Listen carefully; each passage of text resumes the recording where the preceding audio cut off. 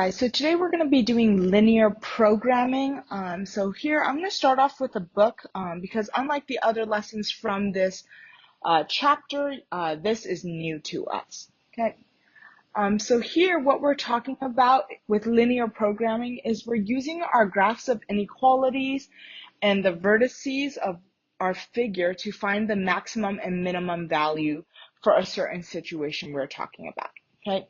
The inequalities that are graphed are known as the constraints. Everything is bounded within that, okay? And then where the intersection of the graph is, so where our inequalities touch, is known as the feasible region, okay? And when the graph of a system of constraints is a polygonal region or a polygon, like the one on the right here, we say that the region is bounded, okay? And what we realized is that the maximum or minimum value of a related function always occurs at the vertex of the feasible region. Okay. So now we're going to get started with our first example. Okay.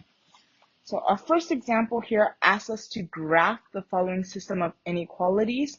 We're going to name the coordinates of this feasible region, and then we're going to find the maximum and minimum value of the function for this region using this function here. Okay. So let's start with the first one where it's x is greater than or equal to 1. X equaling a number should automatically trigger for us that this is a vertical line. So this is a vertical line at 1. Because of the equal to, it's going to end up being solid. So it is this line here. And since I want the x values that are greater than that, that section would be shaded in this way.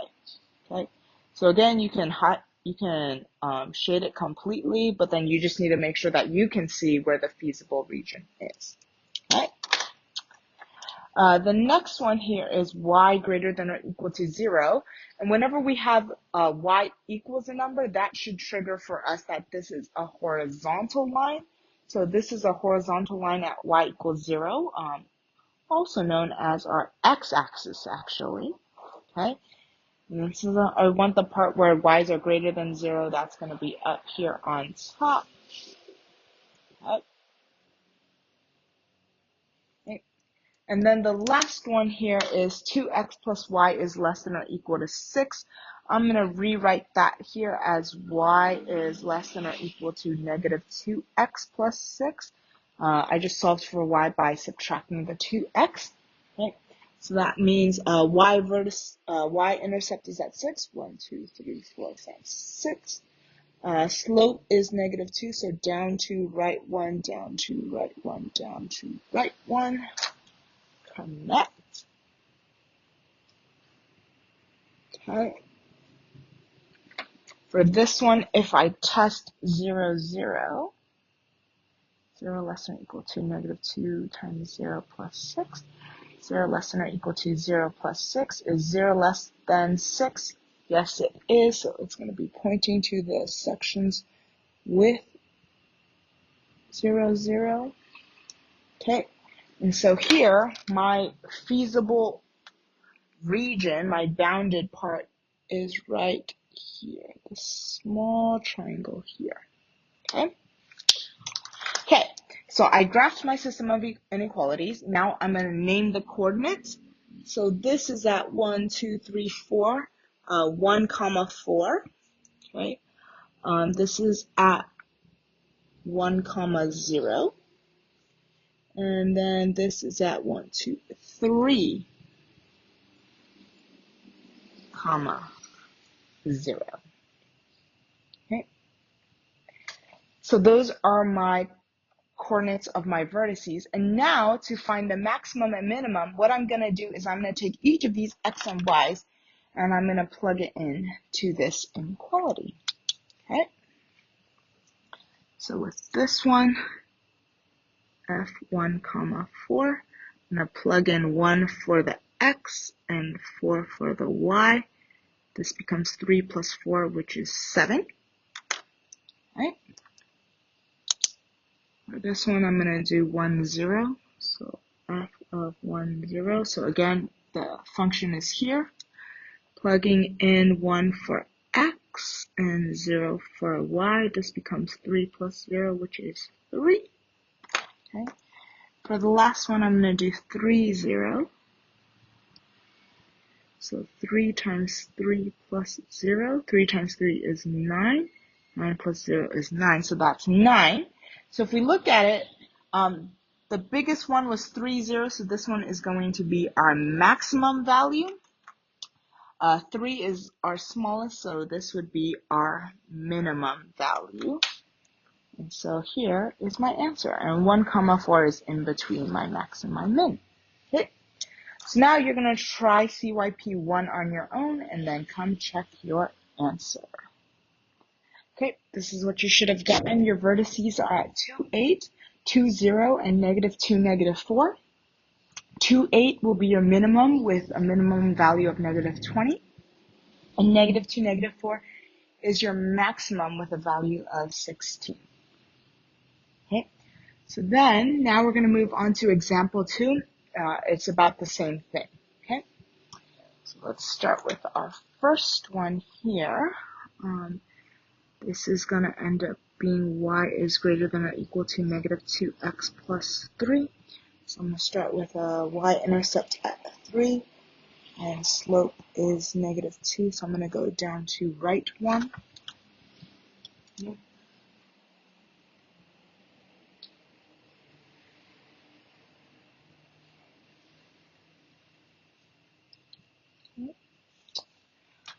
Then my next one here will be y less than or equal to 1/3 x plus 3. Okay. So 3, it's going to be up 1, right 3.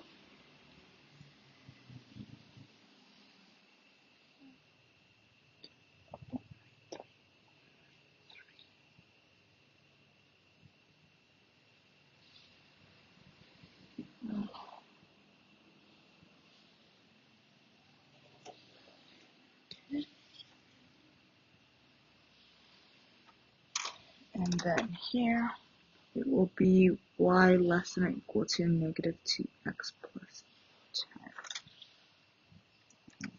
So here's 10, down to right 1, down to right 1, down to right 1, down to right 1, down to right 1.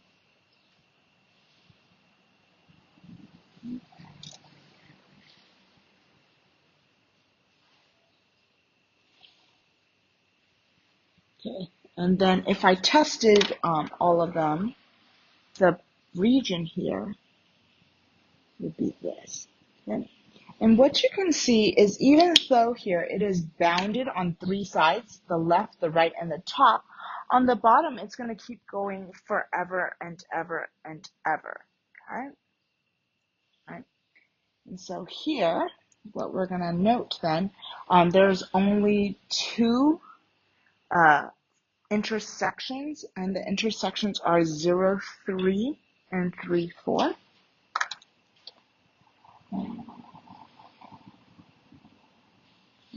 And so what I'm going to do is I'm now going to test them with the function I have here.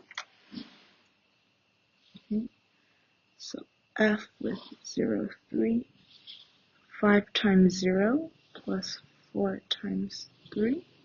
That gives me 0 plus 12, which is 12.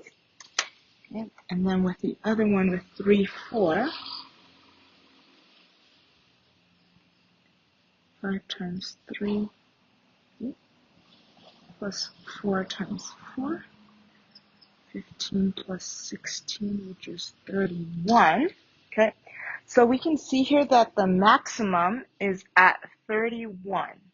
Okay, and even though f of 0, 3 is 12, it is not the minimum value since there are other points in the solution that produces lesser values. Okay, for example, f of 3, -2 is 7, f of 20 is f of 20 -35 is -40. It appears that because the region is unbounded, fxy has no minimum value, right? So here, this is the maximum value, at 31. However, there is no minimum value because of that unbounded section. So let me show you the explanation on the book here. Right. So what I just said was written here, right? So the maximum is 31 at 3,4, and the reason why is because no other points in this blue area are going to give us a smaller, anything bigger. Sorry, nothing's going to be bigger than this, the 31, okay? However, F, 03, 12, this is not the minimum because there are other points that produce smaller values. So example, they tested 3, -2, right, which is right here, right? Or f of 20, -35. That gives you -40. And so because the region is unbounded, right, there's nothing stopping it here, fxy has no minimum value, only a maximum value. Okay, so you're going to try number 2 on your own, and then once you're done, you're going to come check your answer. Okay, so this one might have been a little bit confusing just because the way they write it here is as G is Y and H is X, but then here they write it as kind of the opposite. So you just gotta be careful, maybe when you plug it in here. But depending on what you kind of, got in here, but, the vertices should be 0, -6, 3, -5. The 3, -5 is a minimum. It gives you -19 using this function. And in this case, there is no maximum. Okay. So, again, the most confusing part probably is, since they didn't use X and Y, they're using G as Y here and H as X, but here in the function, they kind of flip it. So just keep that in mind there. Okay, so that's example or check your progress 2. Our last one is example 3. Okay, so example 3 here says, as a receptionist for a veterinarian, one of Dolores Alvarez's tasks is to schedule appointment. She allots 20 minutes for a routine office visit and 40 minutes for a surgery. Okay. The veterinarian cannot do more than 6 surgeries per day. Okay. And the office has 7 hours available for appointments. If an office visit costs $55 and most surgeries cost $125, how can she maximize the income for the day? So the first thing we're going to do is kind of define our variables. Right? I just realized I don't know where I got this picture, but this isn't a correct picture. So when we get to it, we'll look at the book. Cool. Okay. So some things we should note is timing stuff. Okay. So it's 20 minutes for a routine office visit and 40 minutes for a surgery. So that's important to know. One thing else we know is that we cannot do more than 6 surgeries per day. Okay. We know that the office has 7 hours available for appointments. And then if an office visit costs $55 and most surgeries cost, how can we maximize it? Okay, so let's first start with our region. Okay, so again, ignore this graph for now. I copy and pasted the wrong one from it. Okay, so here we know that it's 20 minutes. So let's first define our variables. So let's do V is the number of office visits.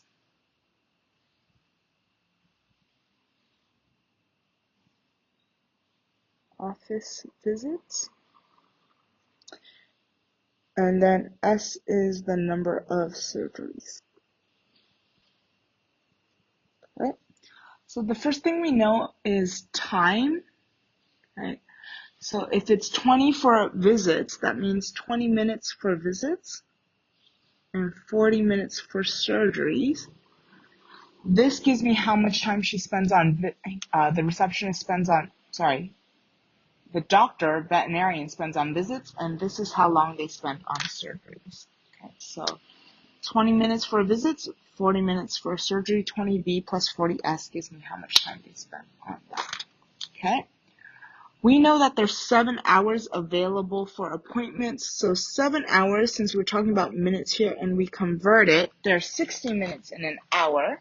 Okay, so 7 times 60 gives us 420. So that's 420 minutes. And since that's the amount of time we have, we can't take more than that. So total amount of time has to be less than or equal to that 420. Okay. 420. Okay. So that comes from this. Okay. Okay. So for surgeries, you can't have negative surgeries. So we also know that S has to be greater than or equal to 0, and visits also have to be greater than or equal to 0. Okay, because you can't have negative surgeries or negative visits. Okay. So my orange sentence here, cannot do more than 6 surgeries. So that means the surgeries has to be less than or equal to 6. Okay. That's here in the orange. Okay. And then the last part here is for our function to see how much money we make. Okay, so F here. They chose S to be your X and V to be your Y. So then F, let's do surgeries, visits, equals 125 S's plus 55 V will give us costs. Okay, and so this is what I have in blue. Right? So 125 for each surgery, 55 for the visit. That's how much money we're making here. Okay. So here, next, I'm going to show you the graph. I'm sorry that I copy and pasted the wrong one. So here they graphed it. Right? And so the feasible regions here is 0, 0, 6, 0, 6, 9, and 0, 21. Okay, so I'm going to write those ordered pairs down. So we have 0, 0, 6, 0, 6, 9, and 0, 21. Okay, so this is surgeries and this is visits. Okay, okay. So now we're going to test each one.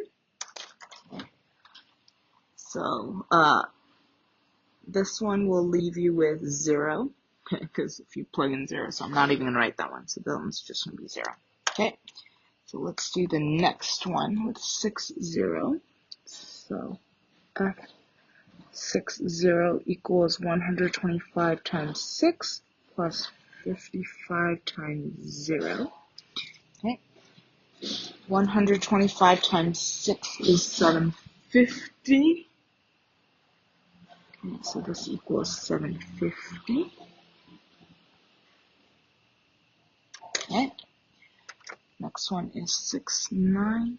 So F 6, 9. 125 times 6 plus 55 times 9. 125 times 6 we know is 750. 55 times 9 is 495. Add these together. We get 1,245. Okay. Then the last one here is 0.21. 0.21 equals 125 times 0 plus 55 times 21.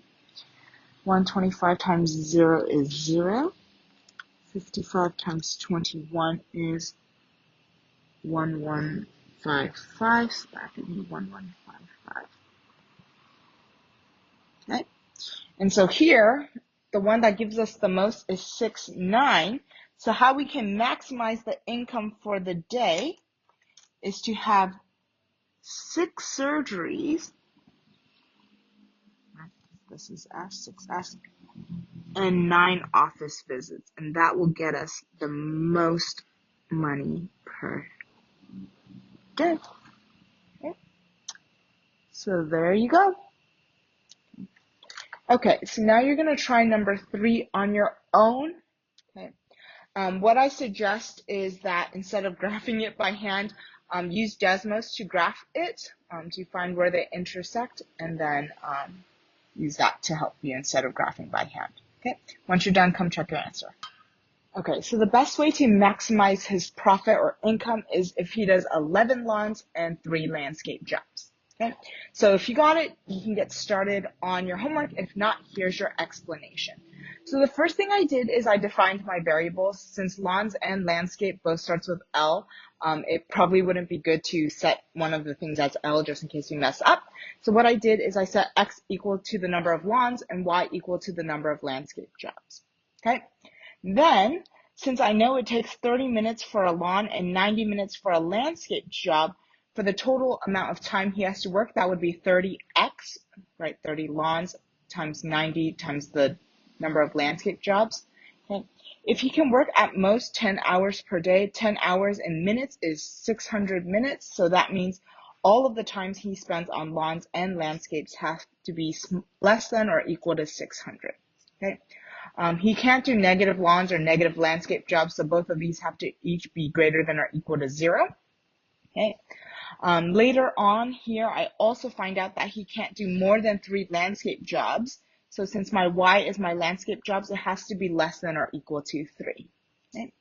And then my last thing here is my function for my income. So if it's $35 per lawn and $125 for a landscape job, 35 times X, or 35 times the lawns, and 125 times the landscape jobs will give me how much money he's making. Okay. So I used Desmos to graph my inequalities for me, and this is where the intersections are, 0, 3, 11, 3, 20, 0, and 0, 0. Then I plugged each of these into my function and got these numbers. The biggest one was 760, that went with 11 and 3. So that means this is 11 lawns he's going to do and 3 landscape jobs that he's going to do. And the total amount of money he's going to make is $760. Okay. That's it for today. Have a great rest of the day. Bye, guys.